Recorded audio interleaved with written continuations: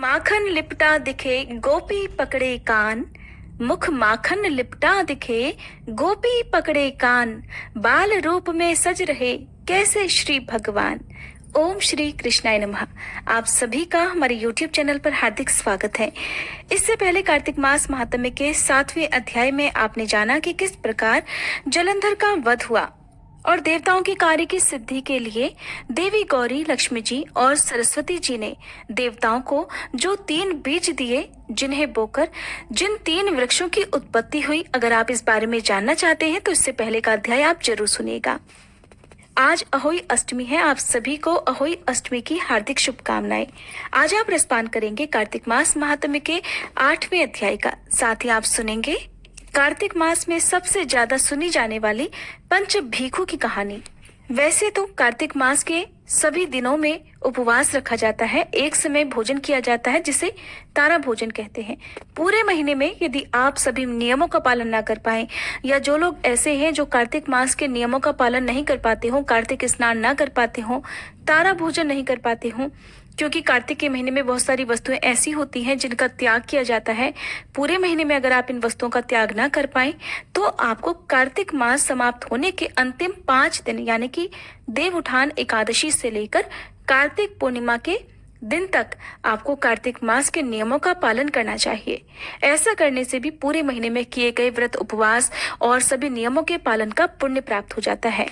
और इन 5 दिनों के व्रतों को कहा जाता है भीष्म पंचक व्रत, जिसके बारे में आप हमारे चैनल पर अगली वीडियो में जरूर देखेगा। मैं भीष्म पंचक व्रत से जुड़ी हुई सारी जानकारी आपको और जो भी नियम है उनके बारे में बता दूंगी। हो सके तो उस वीडियो को आप हमारे चैनल पर जरूर देखिएगा। अब सुनिए आज का अध्याय। देवर्षि नारद के मुख से इतनी कथा सुनने के पश्चात महाराज पृथु ने फिर से उनसे विनती की कि हे महामुने, आपने कार्तिक मास में भगवान विष्णु की पूजा का महात्म्य सुनाया। इस मास में अगर किसी अन्य देवता का पूजन या व्रत होता हो तो वह भी बताइए। तब देवर्षि नारद जी बोले, नारायण नारायण।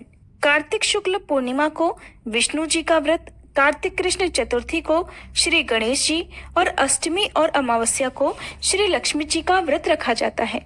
जो कुमारी कन्याएं कार्तिक मास में चतुर्थी को गणेश जी का कर्क चतुर्थी व्रत रखती हैं, उन्हें सुयोग्य वर मिलता है। अगर विवाहित स्त्री इस व्रत का पालन करे तो उसका सुहाग अटल रहता है। प्रातः काल स्नान आदि से निवृत्त होकर चंदन आदि से श्री गणेश जी का पूजन करें। फिर सायंकाल गणेश जी का पूजन करके चंद्रमा उदय होने पर चंद्रमा को अर्घ दें। फिर उत्सव मनाते हुए भोजन करें। सधवा स्त्रियों को अपने सुहाग की रक्षा करने के लिए यह व्रत अवश्य ही रखना चाहिए। कर्क चतुर्थी व्रत के महत्व का वर्णन करते हुए देवर्षि नारद ने कहा, हे राजा पृथु, अब इस व्रत का एक इतिहास सुनाता हूँ, ध्यान पूर्वक सुनो। भद्रावती नगरी में सुधर्मा नाम का एक राजा था। उसके रविदत्त, सुशर्मा, जय शर्मा और सुशोभन नाम के 4 पुत्र और वीरमती नाम की एक कन्या थी। सुधर्मा ने अपनी कन्या का विवाह देवव्रत के साथ कर दिया था। वे दोनों प्रेम पूर्वक रहने लगे।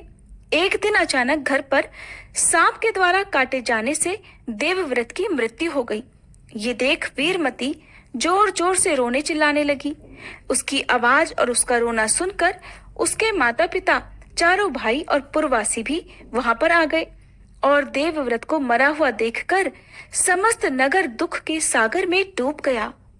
उसी समय दुखों को दूर करने वाले महर्षि पुलत्स्य मुनि अचानक वहां आ पहुंचे। राजा ने हाथ जोड़कर विनय पूर्वक उनसे पूछा, हे महात्मन, किस पाप के कारण मेरी यह कन्या विधवा हुई है? पुलत्स्य मुनि ने बताया कि कार्तिक मास के कृष्ण पक्ष की गणेश चतुर्थी का व्रत न रखने के कारण ही यह कन्या वैधव्य को प्राप्त हुई है। फिर पुलत्स्य जी ने कहा, एक समय दैत्यों के नाश का उपाय खोजने के लिए ब्रह्मा, विष्णु और महेश तथा इंद्र आदि सभी देवता एकत्रित हुए। उस समय श्री ब्रह्मा जी ने कहा कि गणेश चतुर्थी का व्रत संपूर्ण विपत्तियों का नाश करने वाला है। तब सब देवताओं ने कार्तिक कृष्ण चतुर्थी को व्रत रखा, जिससे दैत्यों पर विजय प्राप्त हुई। विजय होने के बाद समस्त देवताओं ने गणेश जी से कहा कि हे गणपति, वर मांगो। तब गणेश जी कहने लगे कि जो स्त्री कार्तिक कृष्ण चतुर्थी का व्रत करे उसका पति चिरंजीवी और जो ना करे वह विधवा हो। अतः समस्त स्त्रियों को यह व्रत अवश्य ही रखना चाहिए। हे राजन, तुम्हारी कन्या ने इस व्रत को नहीं किया था, इसी कारण यह विधवा हुई है। यदि अब भी यह इस व्रत को करे तो उसका मृत पति जीवित हो सकता है।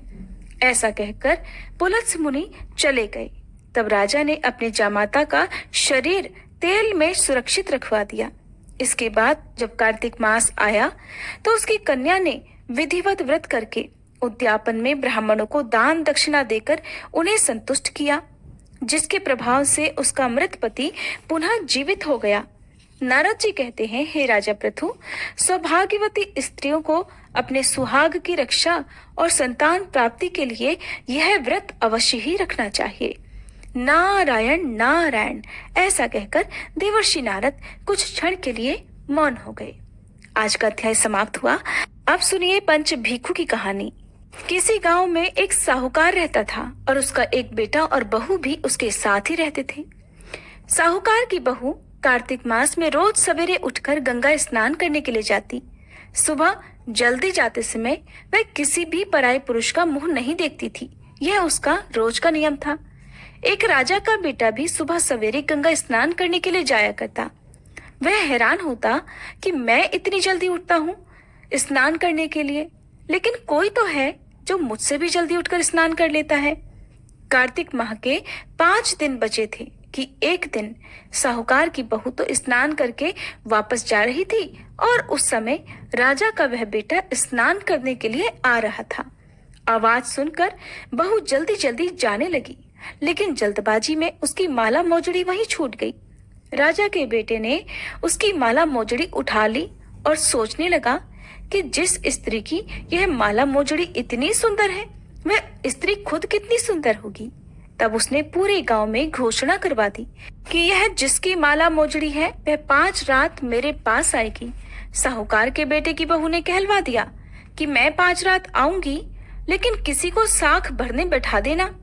राजा के बेटे ने एक तोते को पिंजरे में बंद करके गंगा किनारे पेड़ पर टांग दिया। बहू सुबह के समय आई, पहली पैड़ी पर पैर रखा और बोली, हे कार्तिक के ठाकुर राई दामोदर, 5 पांडु, 6 नारायण, भीखम राजा, उस पापी को नींद आ जाए। राजा के बेटे को सचमुच नींद आ गई। बहू नहा धोकर चलने लगी तो तोते से बोली, सुवा सुवा, तेरे गल डालूंगी हीरा, मेरी साख भरियो वीरा। सुनकर सुवा यानी तोता बोला कि कोई वीर भी साख भरता है क्या? वह फिर बोली, सुवा सुवा, सुबह तेरे पग घालूंगी नेवर, साख भरियो मेरे देवर। सुवा ने कहा, ठीक है भाभी, मैं तेरी साख रखूंगा। वह तो कहकर चली गई। राजा का बेटा हड़बड़ाकर उठा और सुवा से पूछा, सुवा सुवा, वह आई थी, कैसी थी बताना? तो सुवा बोला, आभा की सी बिजली, होली की सी झल, केला की सी कामिनी, गुलाब का सा रंग। अगले दिन राजा के बेटे ने सोचा कि आज तो मैं अपनी अंगुली में चीरा लगाकर बैठूंगा, इससे मुझे नींद नहीं आएगी। अगले दिन वह राजकुमार अपनी अंगुली को चीर कर लेट गया। अब साहूकार की बहू आई और भगवान से उसी तरह प्रार्थना करने लगी और उसके प्रार्थना करने पर राजकुमार को पहले दिन की तरह फिर से नींद आ गई। अब वह बहू तो स्नान करके फिर से वापस चली गई। जागने पर राजकुमार ने तोते से फिर पूछा, सुबह सुबह वह आई थी क्या? तोते ने फिर से वही बात दोहरा दी। अब राजकुमार बोला कि आज तो मैं रात में आंखों में मिर्ची डालकर बैठूंगा। रात में वह सचमुच अपनी आंखों में मिर्ची डालकर ही बैठ गया। साहूकार की बहू फिर आई, फिर से प्रार्थना की कि जिससे राजकुमार को फिर से नींद आ गई। अब राजकुमार ने तोते से बहू के आने की बात पूछी, उसने फिर से वही बात दोहरा दी। राजकुमार अब फिर से सोचने लगा कि आज तो मैं बिना बिस्तरे के ही बैठूंगा। रात को बिना बिस्तरे के वह बैठ गया। जब बहू कार्तिक स्नान करने आई तो उसने फिर से भगवान से प्रार्थना की। राजकुमार को फिर से नींद आ गई। जब वह स्नान करके जाने लगी तो आंखें बंद करके चली गई। राजकुमार जब उठा तो वह जा चुकी थी। राजकुमार अब तो बड़ी सोच में पड़ गया और सोचने लगा कि आज तो मैं अंगीठी जलाकर बैठूंगा, जिससे मुझे नींद नहीं आएगी। फिर वह रात को अंगीठी रखकर अपने पास में बैठ गया। साहूकार की बहू आई और वह फिर से भगवान से प्रार्थना करने लगी कि हे प्रभु, आपने तो 4 रातें निकाल दी, अब ये रात आखिरी बची है, इसे भी निकाल दो, मेरी लाज रख लो। भगवान ने उसकी बात रख ली और राजकुमार को 5वीं रात भी नींद आ गई। जब वह स्नान करके जाने लगी तो तोते से बोली, सुआ सुआ, इस पापी को कह देना कि 5 रातें पूरी हो चुकी हैं, अब वह मेरी मोतियों की माला मेरे घर भिजवा दे।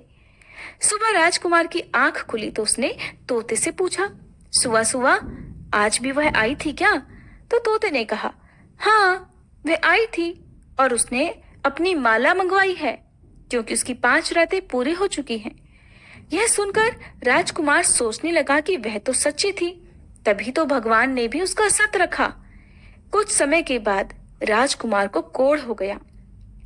राजा ने ब्राह्मण को बुलवाकर पूछा कि मेरे बेटे का शरीर क्यों जल रहा है। ब्राह्मण ने विस्तार से सारी बात राजा को बता दी कि इसने क्या किया था।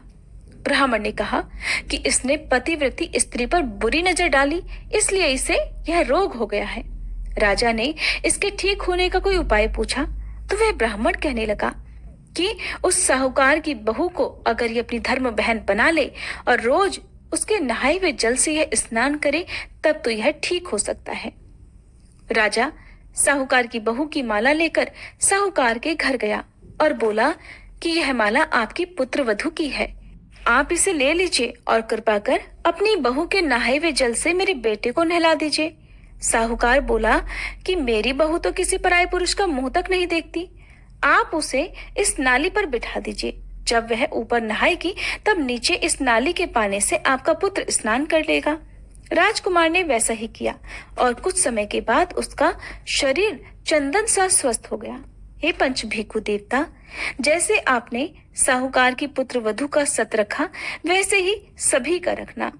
पूनो नहाई पड़वा नहाई, 5 रतन पंच तीरथ पंच भीखम नहाई। 1 टका मेरी गांठ में सुनियो रघुराई, आधे का लाई आंवला आधे की राई, राई दामोदर सांवला जिसने सृष्टि रचाई। राजा के घर उतरी पुत्री बन आई, राजा लाया ब्याह के रानी बन आई। 4 चक्कर 4 मक्कर 4 दिए की लौ, मैं तुझसे पूछूं श्री किशन जी कब निस्तारा होए, जब आएगा कार्तिक का महीना तब निस्तारा होए। प्रेम से बोलिए कार्तिक के राई दामोदर की जय। ये थी आज की वीडियो। मुझे कमेंट करके जरूर बताइएगा कि ये वीडियो आपको कैसी लगी।